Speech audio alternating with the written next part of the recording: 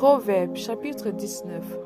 Mieux vaut le pauvre qui marche dans son intégrité que l'homme qui a des lèvres perverses et qui est un insensé.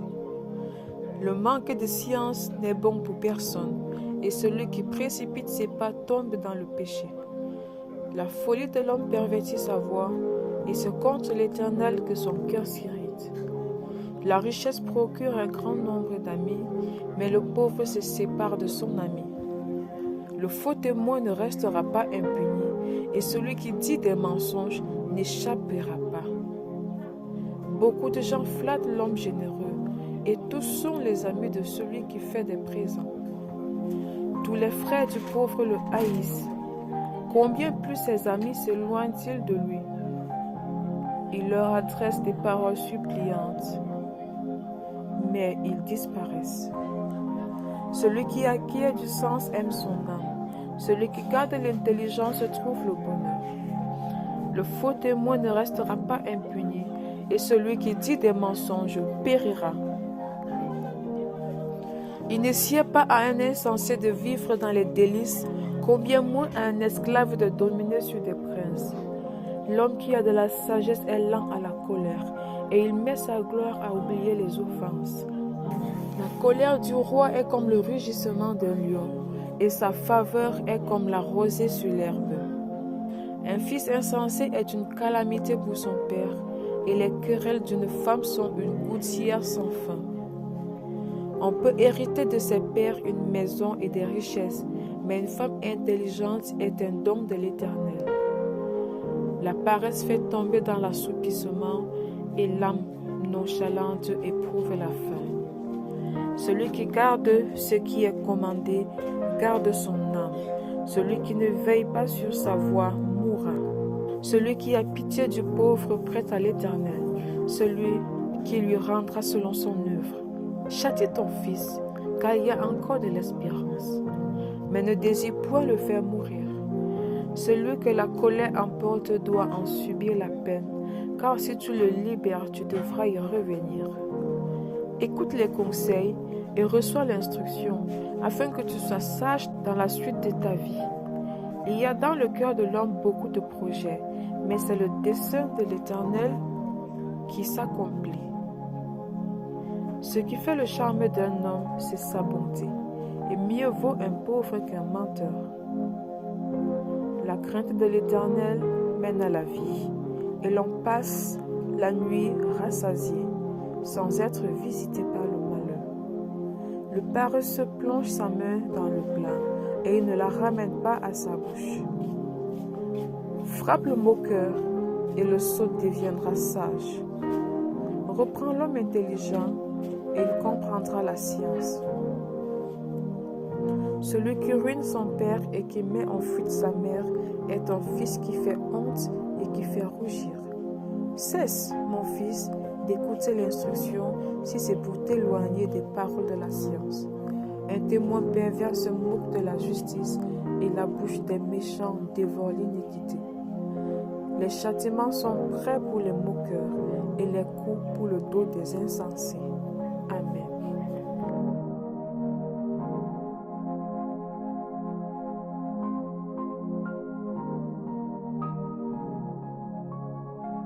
Évangile de Jésus-Christ selon Luc, chapitre 13. En ce même temps, quelques personnes qui se trouvaient là racontaient à Jésus ce qui était arrivé à des Galiléens dont Pilate avait mêlé le sang avec celui de leur sacrifice. Il leur répondit: croyez-vous que ces Galiléens fussent de plus grands pécheurs que tous les autres Galiléens, parce qu'ils ont souffert de la sorte? Non, je vous le dis. Mais si vous ne vous repentez, vous périrez tous également. Ou bien, ces 18 personnes sur qui est tombée la tour de Siloé et qu'elle a tué, croyez-vous qu'elles fussent plus coupables que tous les autres habitants de Jérusalem? Non, je vous le dis. Mais si vous ne vous repentez, vous périrez tous également. Il dit aussi cette parabole. Un homme avait un figuier planté dans sa vigne. Il vint pour y chercher du fruit, et il n'en trouva point. Alors il dit au vigneron: voilà 3 ans que je viens chercher du fruit à ce figuier, et je n'en trouve point. Coupe-le, Pourquoi occupe-t-il la terre inutilement? Le vigneron lui répondit, Seigneur, laisse-le encore cette année, je creuserai tout autour et j'y mettrai du fumier. Peut-être à l'avenir donnera-t-il du fruit, sinon tu le couperas. Jésus enseignait dans une des synagogues le jour du sabbat. Et voici, il y avait là une femme possédée d'un esprit qui la rendait infirme depuis 18 ans. Elle était courbée et ne pouvait pas du tout se redresser. Lorsqu'il la vit, Jésus lui adressa la parole et lui dit, « Femme, tu es délivrée de ton infirmité. » Et il lui imposa les mains. À l'instant, elle se redressa et glorifia Dieu. Mais le chef de la synagogue, indigné de ce que Jésus avait opéré cette guérison un jour de sabbat, dit à la foule, « Il y a 6 jours pour travailler. Venez donc vous faire guérir ces jours-là, et non pas le jour du sabbat. » Hypocrite, lui répondit le Seigneur, est-ce que chacun de vous, le jour du sabbat, ne détache pas de la brèche son bœuf ou son âne pour le mener boire? Et cette femme, qui est une fille d'Abraham et que Satan tenait liée depuis 18 ans, ne fallait-il pas la délier de cette chaîne le jour du sabbat? Tandis qu'il parlait ainsi, tous ses adversaires étaient confus et la foule se réjouissait de toutes les choses glorieuses qu'il faisait. Il dit encore, à quoi le royaume de Dieu est-il semblable et à quoi le comparerai-je? Il est semblable à un grain de sénévé qu'un homme a pris et jeté dans son jardin. Il pousse, devient un arbre et les oiseaux du ciel habitent dans ses branches. Et il dit encore, à quoi comparerai-je le royaume de Dieu? Il est semblable à du levain qu'une femme a pris et mis dans 3 mesures de pain pour faire lever toute la pâte. Jésus traversait les villes et les villages, enseignant et faisant route vers Jérusalem. Quelqu'un lui dit, « Seigneur, n'y a-t-il que peu de gens qui soient sauvés ?» Il lui répondit, « Efforcez-vous d'entrer par la porte étroite, car je vous le dis, beaucoup chercheront à entrer et ne le pourront pas. Quand le maître de la maison se sera levé et aura fermé la porte, et que vous, étant dehors, vous commencerez à frapper à la porte en disant, « Seigneur, Seigneur, ouvre-nous !» Il vous répondra, « Je ne sais d'où vous êtes. » Alors, vous vous mettrez à dire, « Nous avons mangé et bu devant toi, et tu as enseigné dans nos rues. » Et il répondra, « Je vous le dis, je ne sais d'où vous êtes, retirez-vous de moi, vous tous, ouvriers d'iniquité. » C'est là qu'il y aura des pleurs et des grincements de dents. Quand vous verrez Abraham, Isaac et Jacob et tous les prophètes dans le royaume de Dieu et que vous serez jetés dehors. Il en viendra de l'Orient et de l'Occident, du Nord et du Midi, et ils se mettront à table dans le royaume de Dieu. Et voici, il y en a des derniers qui seront les premiers, et des premiers qui seront les derniers. Ce même jour, quelques pharisiens vinrent lui dire, « Va-t'en, pars d'ici, car Hérode veut te tuer. » Il leur répondit, « Allez et dites à ce renard, voici, je chasse les démons et je fais des guérisons. Aujourd'hui et demain, et le 3e jour, j'aurai fini. Mais il faut que je marche aujourd'hui, demain et le jour suivant, car il ne convient pas qu'un prophète périsse hors de Jérusalem. Jérusalem, Jérusalem, qui tue les prophètes et qui lapide ceux qui te sont envoyés. Combien de fois ai-je voulu rassembler tes enfants, comme une poule rassemble sa couvrée sous ses ailes, et vous ne l'avez pas voulu. Voici, votre maison vous sera laissée. Mais je vous le dis, vous ne me verrez plus jusqu'à ce que vous disiez, béni soit celui qui vient au nom du Seigneur. »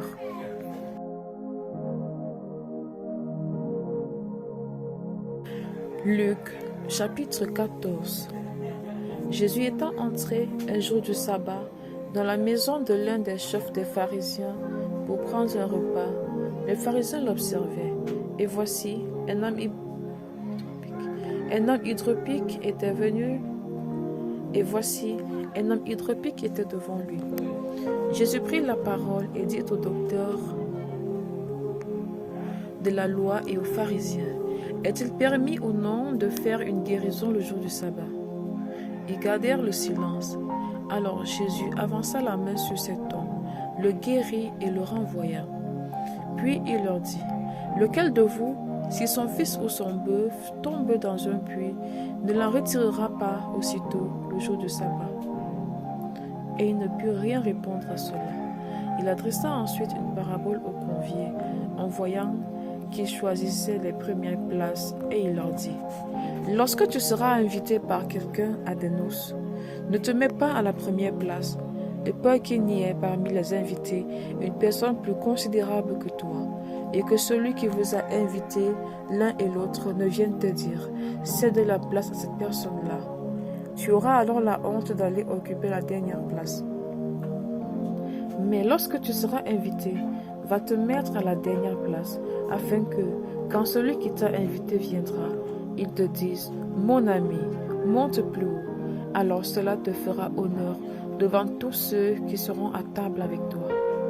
Car quiconque s'élève sera abaissé, et quiconque s'abaisse sera élevé. Il dit aussi à celui qui l'avait invité, lorsque tu donnes à dîner ou à souper, n'invite pas tes amis, ni tes frères, ni tes parents, ni tes voisins riches, de peur qu'ils ne t'invitent à leur tour et qu'on ne te rende la pareille. Mais lorsque tu donnes un festin, invite des pauvres, des extropiés, des boiteux, des aveugles, et tu seras heureux de ceux qui ne peuvent pas te rendre la pareille, car elle te sera rendue à la résurrection des justes. Un de ceux qui étaient à table, après avoir entendu ces paroles, dit à Jésus, « Heureux celui qui prendra son repas dans le royaume de Dieu. » Et Jésus lui répondit, « Un homme donna un jour souper, et il invita beaucoup de gens. À l'heure du souper, il envoya son serviteur dire aux conviés, « Venez, car tout est déjà prêt. » Mais tous unanimement se mirent à s'excuser. Le premier lui dit, « J'ai acheté un champ, et je suis obligé d'aller le voir. Excuse-moi, je te prie. » Un autre dit, « J'ai acheté 5 paires de bœufs, et je vais les essayer.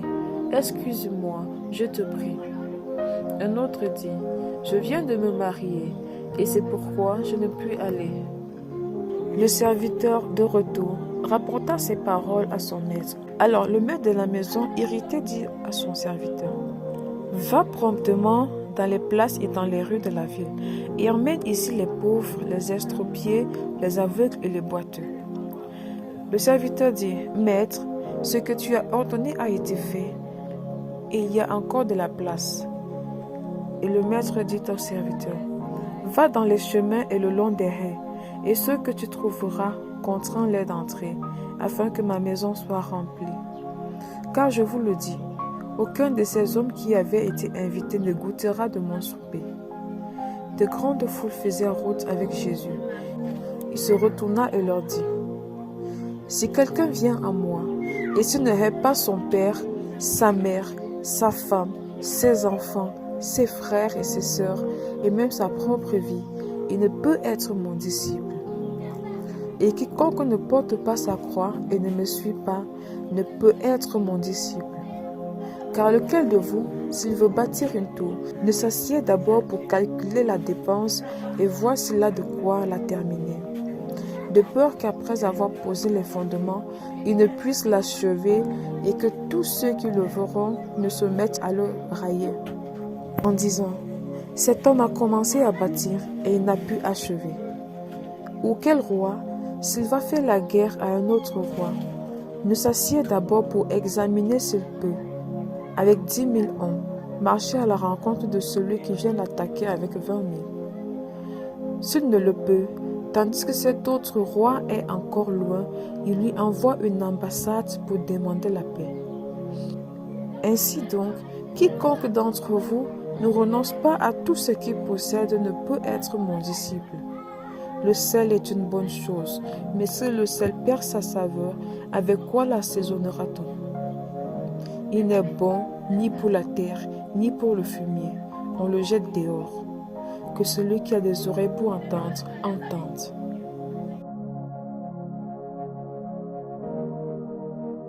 Luc, chapitre 15. Tous les publicains et les gens de mauvaise vie s'approchaient de Jésus pour l'entendre. Et les pharisiens et les scribes murmuraient, disant, « Cet homme accueille des gens de mauvaise vie et mange avec eux. » Mais il leur dit cette parabole. « Quel homme d'entre vous, s'il a 100 brebis et qu'il en perde une, ne laisse les 99 autres dans le désert pour aller après celle qui est perdue, jusqu'à ce qu'il la retrouve. Lorsqu'il l'a retrouvée, il la met avec joie sur ses épaules et de retour à la maison, il appelle ses amis et ses voisins et leur dit « Réjouissez-vous avec moi, car j'ai retrouvé ma brebis qui était perdue. De même, je vous le dis, il y aura plus de joie dans le ciel pour un seul pécheur qui se répand que pour 99 justes qui n'ont pas besoin de repentance. Ou quelle femme, si elle a 10 drachmes et qu'elle en perde une, n'allume une lampe, ne balaie la maison et ne cherche avec soin jusqu'à ce qu'elle la retrouve. Lorsqu'elle l'a retrouvée, elle appelle ses amis et ses voisins et dit « Réjouissez-vous avec moi, car j'ai retrouvé la drachme que j'avais perdue. » De même, je vous le dis, il y a de la joie devant les anges de Dieu pour un seul pécheur qui se répand. Et dit encore, un homme avait 2 fils.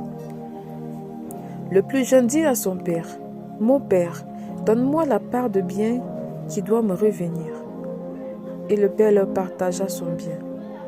Peu de jours après, le plus jeune fils, ayant tout ramassé, partit pour un pays éloigné, où il dissipa son bien en vivant dans la débauche. Lorsqu'il eut tout dépensé, une grande famine survint dans ce pays, et il commença à se trouver dans le besoin. Il alla se mettre au service d'un des habitants du pays, qu'il envoya dans ses champs garder les pourceaux. Il aurait bien voulu se rassasier des courges que mangeaient les pourceaux, mais personne ne lui en donnait. Étant rentré en lui-même, il se dit, « Combien de mercenaires chez mon père ont du pain en abondance, et moi, ici, je meurs de faim. Je me lèverai, j'irai vers mon père, et je lui dirai, « Mon père, j'ai péché contre le ciel et contre toi. Je ne suis plus digne d'être appelé ton fils. Traite-moi comme l'un de tes mercenaires. » Et il se leva et alla vers son père. Comme il était encore loin, son père le vit et fut ému de compassion.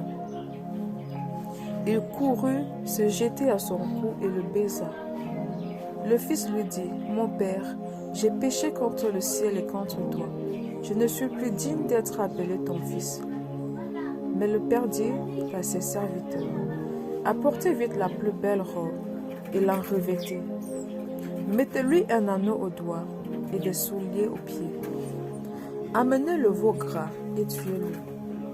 Mangeons et réjouissons-nous, car mon fils que voici était mort, et il est revenu à la vie. Il était perdu, et il est retrouvé, et ils commencèrent à se réjouir. Or, le fils aîné était dans les champs. Lorsqu'il revint et approcha de la maison, il entendit la musique et les danses. Il appela un des serviteurs et lui demanda ce que c'était. Ce serviteur lui dit, « Ton frère est de retour, et parce qu'il l'a retrouvé en bonne santé, ton père a tué le veau gras. » Il se mit en colère et ne voulut pas entrer. Son père sortit et le pria d'entrer. Mais il répondit à son père, « Voici, il y a tant d'années que je te sers, sans avoir jamais transgressé tes ordres, et jamais tu ne m'as donné un chevreau pour que je me réjouisse avec mes amis. Et quand ton fils est arrivé, celui qui a mangé ton bien avec des prostituées, c'est pour lui que tu as tué le veau gras. Mon enfant, lui dit le père, tu es toujours avec moi, et tout ce que j'ai est à toi. Mais il fallait bien s'égayer et se réjouir, parce que ton frère que voici était mort et qu'il est revenu à la vie, parce qu'il était perdu et qu'il est retrouvé.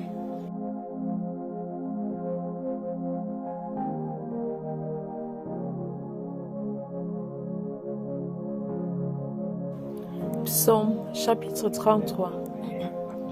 Juste, réjouissez-vous en l'Éternel. La louange sied aux hommes droits. Célébrez l'Éternel avec la harpe. Célébrez-le sur le luth à 10 cordes. Chantez-lui un cantique nouveau. Faites retentir vos instruments et vos voix. Car la parole de l'Éternel est droite, et toutes ses œuvres s'accomplissent avec fidélité. Il aime la justice et la droiture. La bonté de l'Éternel remplit la terre. Les cieux ont été faits par la parole de l'Éternel, et toute leur armée par le souffle de sa bouche. Il amorcelle en un tas les eaux de la mer, et met dans des réservoirs les abîmes. Que toute la terre craigne l'Éternel, que tous les habitants du monde tremblent devant lui. Car il dit, et la chose arrive. Il ordonne et elle existe. L'Éternel renverse les desseins des nations. Il anéantit les projets des peuples. Les desseins de l'Éternel subsistent à toujours, et les projets de son cœur de génération en génération. Heureuse la nation dont l'Éternel est Dieu. Heureux le peuple qu'il choisit pour son héritage. L'Éternel regarde du haut des cieux. Il voit tous les fils de l'homme. Du lieu de sa demeure, il observe tous les habitants de la terre. Lui qui forme leur cœur à tous, qui est attentif à toutes leurs actions. Ce n'est pas une grande armée qui sauve le roi. Ce n'est pas une grande force qui délivre les héros. Le cheval est impuissant pour assurer le salut, et toute sa vigueur ne donne pas la délivrance. Voici, l'œil de l'Éternel est sur ceux qui le craignent, sur ceux qui espèrent en sa bonté, afin d'arracher leur âme à la mort et de les faire vivre au milieu de la famine. Notre âme espère en l'Éternel. Il est notre secours et notre bouclier. Car notre cœur met en lui sa joie, car nous avons confiance en son Saint-Nom. Éternel, que ta grâce soit sur nous comme nous espérons